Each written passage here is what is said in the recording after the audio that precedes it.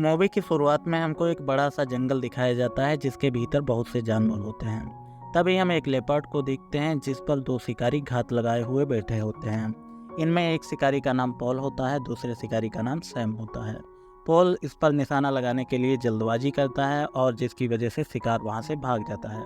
तभी Sam Paul से कहता है तुम्हें बिल्कुल भी तमीज नहीं है और तुम कैंप में जाओ, मैं शिकारियों के साथ में दूसरा शिकार करके आता हूँ।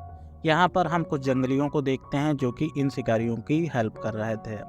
अगले सीन में हम देखते हैं जब पॉल आगे जा रहा होता है सैम शिकारियों के साथ में, तब शिकारी उसको बताते हैं कि यहाँ से राइनो कबीले की हद शुरू होती है और यहाँ से हमको आगे नहीं जाना चाहिए।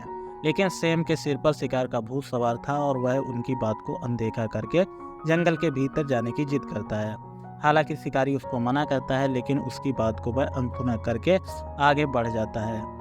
यहीं पर शिकारी उसको आगे जाता देखकर वापस लौट जाता है।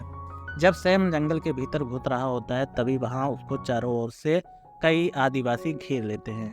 आदिवासी सैम को बताते हैं कि वे तारा कबीले के लोग हैं और उनके जंगल में कोई घुसे उनको ये बिल्कुल भी बर्दाश्त नहीं है। इसके बाद हमको कबीले का सीन दिखाया जाता है जहाँ पर हमको सरदार के दर्शन होते हैं। सरदार सैम को बताता है कि तुमको यहाँ पर नहीं आना चाहिए था, यहाँ आने का मतलब सिर्फ मौत होती है और किसी भी बाहरी आदमी को हम बिल्कुल भी बर्दाश्त नहीं करते हैं। जैसे ही वह सैम को मारने वाले होते हैं तो वैसे ही वहाँ पर एक राइनो का पुतला आता है और सैम उस पुतले को टच करता है। तभी वहाँ पर बिजली सी कौंधती है और वहाँ पर खड़े लोग सारे के सारे स्टेचू हो जाते हैं बिल्कुल पुतले की तरह। तभी हम एक दीवार में वहाँ पर हलचल देखते हैं। उस हलचल के साथ में उसमें एक दराज सी बनती है और दराज के भीतर एक सुंदर सा जंगल दिखाई देता है। सैम उस जंगल के भीतर जाने से अपने आप को रोक नहीं पाता है, वह जंगल में चला जाता है। जंगल में हमें दिखाया जाता है कि उसको कुछ आवाज़ सुनाई देती है और आवाज़ के साथ में एक घायल लड़की उसको दिखाई देती है जिसका नाम सोफिया होता है। सोफिया की हेल्प करने के लिए वह आगे हाथ बढ़ाता है लेकिन सोफिया उसको काट लेती है। उसके बाद हमको दिखाया जाता है कि सैम को कुछ आवाज़ों के साथ कुछ लड़कियां दिखाई देती हैं जो कि सैम को गिरफ्तार करके उसको पीटने लगती हैं। अगले सीन में हमको दिखाया जाता है सैम को गिरफ्तार करके राइनो कबीले के भीतर लाया गया है। ये सारी की सारी लड़कियां राइनो कबीले की फाइटर होती हैं जो कि बाहरी लोगों को पकड़कर अपना दास बनाती हैं। यहाँ पर हम राइनो कबीले की रानी को देखते हैं जो कि बेहद ही जालिम है। इसके अलावा ये हवस की प्यासी भी होती है।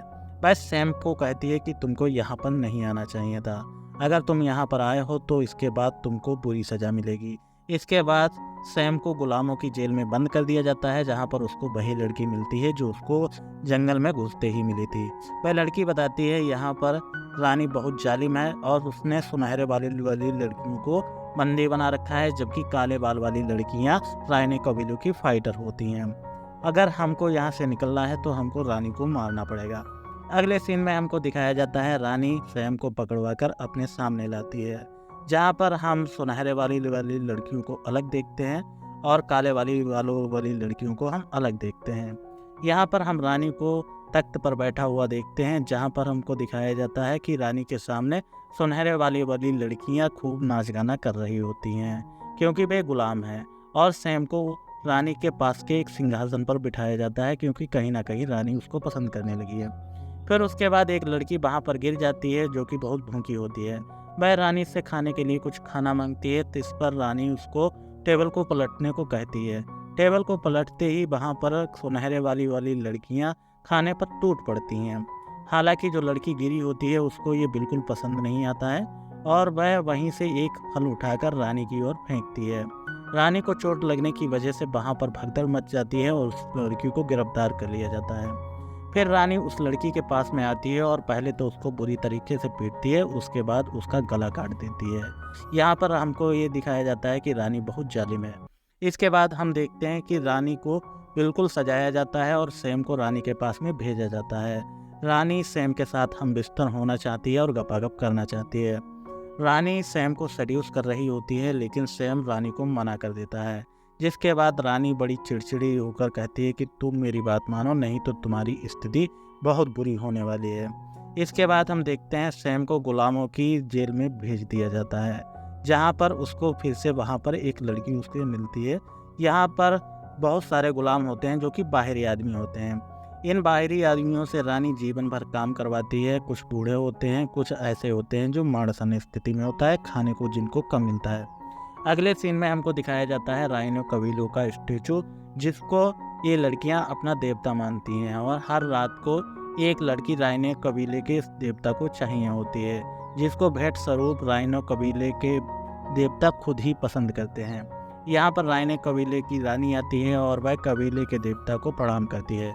इसके बाद सभी लड़कियों को बारी बारी कबीले के देवता के सामने से गुजारा जाता है। इसके बाद हम देखते हैं राइनो देवता एक लड़की को पसंद कर लेता है। उस लड़की को तैयार किया जाता है, सजाया जाता है, उसको इत्र लगाया जाता है और उसके बाद उस लड़की को राइनो कबीले के स्टेचू के ऊपर बैठा दिया जाता है। इन लोगों का ऐसा मानना होता है कि राइनो कबीला के जो देवता हैं वो हर रात एक लड़की के साथ में संभोग करते हैं और उस लड़की की इस संभोग में मौत हो जाती है। अब हम देखते हैं कि वहाँ पर कबीले का देवता आता है और लड़की को अपने साथ में लेकर चला जाता है। वहीं हम इस सोफिया को देखते हैं जो कि गुलामों की जेल में आई होती है और वह सैम को जगाती है और वह सैम को बताती है कि तुम यहाँ पर ऐसे कैसे पड़े हो, तुम ही हो जो हम लोगों को आज़ाद कर सकते हो और रानी की जुल्मों से आज़ादी दिला सकते हो। तुम्हें रानी को पटाना होगा और किसी तरीके से उसको मारना होगा। यहाँ पर हम ये देखते हैं कि सोफी सैम को पसंद करने लगी है। इसके बाद सैम रानी की हर कंडीशन को मान लेता है। तभी रानी सैम को बताती है कि तुम्हें अगर मेरे साथ में रहना है तो सबसे पहले मेरे साथ में गपा करके मेरी प्यास बुझानी होगी। उसके बाद तुमको हमारे कबीले की हर एक लड़की को संतुष्ट करना होगा, जिसमें तुमको कुछ समय के लिए अच्छी अच्छी चीज़ों का भी सेवन भी करना पड़ सकता है। इसके बाद हम देखते हैं सैम और रानी एक बिस्तर पर जाते हैं और बिस्तर पर वहाँ पर रानी और सैम के बीच हम गपागप होते हुए भी देखते हैं, जिसको देखकर वहाँ पर फाइटर लड़कियाँ भी काफ़ी ज़्यादा गर्म उत्तेजित होने लगती हैं। वहीं अगले सीन में हमको दिखाया जाता है कि रानी यहाँ पर संतुष्ट होते ही काफ़ी डांस करने लगती है, क्योंकि आज सालों बाद किसी ने उसको संतुष्ट किया था। इससे पहले किसने इसको संतुष्ट किया था कि इसका हम लोगों को नहीं पता है। वहीं हम देखते हैं कि सोफी सैम को कहती है कि तुम पागल हो गए हो, तुम हम लोगों को आज़ाद कराने आए हो, ना कि रानी के साथ में गपागप करने। हालांकि सैम उसकी बातों का ध्यान नहीं देता है, लेकिन वह उस पर झपटने लगती है, जिसके बाद हम सैम और उसके बीच में बहसबाजी होते हुए भी देखते हैं, जिसमें सैम उसको धक्का दे देता है, जिसकी वजह से वह दूर जाकर गिरती है। इसके बाद हम देखते हैं कि रानी सैम के इरादों को समझ जाती है और सैम को फिर से बंदी बनाने के लिए अपनी लड़कियों को आदेश देती है। यहाँ पर लड़कियाँ तुरंत ही सैम को उठाकर जेल में डाल देती हैं। यहाँ पर सभी गुलामों को यह एहसास हो जाता है कि सैम ही वह लड़का है जो उनको आज़ाद करेगा। भाई हम सोफिया को देखते हैं, जिसको राइनो कबीले के लिए तैयार किया जाता है और उसको आज सेक्रीफाइस किया जाएगा। यहाँ पर सोफिया भी समझ जाती है आज उसका काम तमाम होने वाला है और वह देवता के स्टेचू के ऊपर जाकर बैठ जाती है और उसको सभी लड़कियां बारी बारी से प्रणाम करके चली जाती हैं। वहीं गुलाम सैम की जंजीरें तोड़ने का प्रयास करते हैं, जिसमें वे कामयाब भी हो जाते हैं। अगले सीन में हमको दिखाया जाता है गुलाम और काली बालों वाली लड़कियों के बीच में फाइट होती है, जिसमें काफ़ी ज़्यादा तरीके से काले वाली लड़कियां कमज़ोर पड़ती हैं। वहीं हम देवता को देखते हैं जो कि राइनो की भेष में एक जंगली था, जो कि अभी तक रानी और उनकी लड़कियों को पागल बना रहा था। वहीं हम देखते हैं जैसे ही वह राइनो का मुखौटा सैम के हाथों से हटाया जाता है, वैसे ही वहाँ पर बहुत सारे लोग आ जाते हैं जो कि आदिवासी होते हैं। यहाँ पर रानी को भी हम देखते हैं जो कि फाइट करना चाहती है और फाइट करते समय गिरकर बेहोश हो जाती है। अब हम देखते हैं बहुत सारे राइनो के भेष में जंगली वहाँ पर आते हैं, लेकिन अब इनकी पोल खुल चुकी है। सभी लड़कियाँ सुनहरे वाली बालों वाली भी इस पर हमला करने के लिए तैयार हो जाती हैं।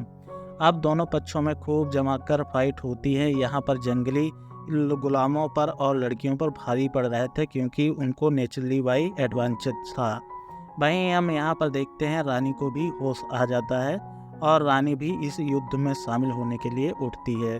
तभी वहाँ पर एक बड़ी सी हलचल होती है और वहाँ पर हम देखते हैं कि असल में राइनो देवता आ चुके हैं और राइनो देवता की वजह से युद्ध रुक जाता है। रानी उसके आगे नतमस्तक होती है, लेकिन राइनो देवता उसके पेट में अपना सींग घुसा देते हैं और सबकी मृत्यु हो जाती है और सभी जंगली वहाँ पर भाग जाते हैं। अब यहाँ पर हम देखते हैं कि गुलाम आज़ाद हो चुके हैं और सैम ने अपना सब कुछ काम कर लिया है। तभी सोफिया कहती है तुमको अब नहीं जाना चाहिए और तुमको अब वापस अपने घर जाना चाहिए। यहाँ पर हम देखते हैं रायनो कमीले के स्टैचू को जैसे ही वह हाथ लगाता है वैसे वही असल ज़िंदगी में पहुँच जाता है, जहाँ पर सरदार उसके सामने होता है और वह पुतला ढह जाता है। वहीं सरदार उसको धन्यवाद करता है और वह सैम को बताता है हम लोगों को यह श्राप था कि इस पुतले की सुरक्षा करनी है, लेकिन अब ये पुतला समाप्त हो चुका है तो हम लोगों का श्राप भी ख़त्म हो चुका है, इसके लिए धन्यवाद। अब हम अगले सीन में देखते हैं सैम अपने कैंप में आ चुका है और इस मूवी की यहीं पर अंत होती है। आशा है आपको मूवी पसंद आई होगी।